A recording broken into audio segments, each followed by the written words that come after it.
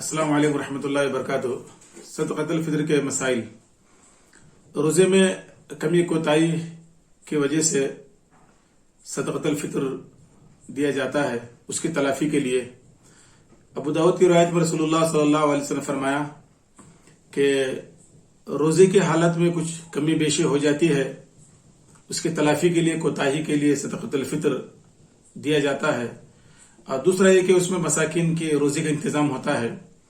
دو باتیں صدقۃ الفطر میں ہیں، ایک تو روزے میں کمی بیشی کے لیے، تلافی کے لیے، دوسرا یہ ہے کہ مساکین کے روزے کا انتظام ہو جاتا ہے۔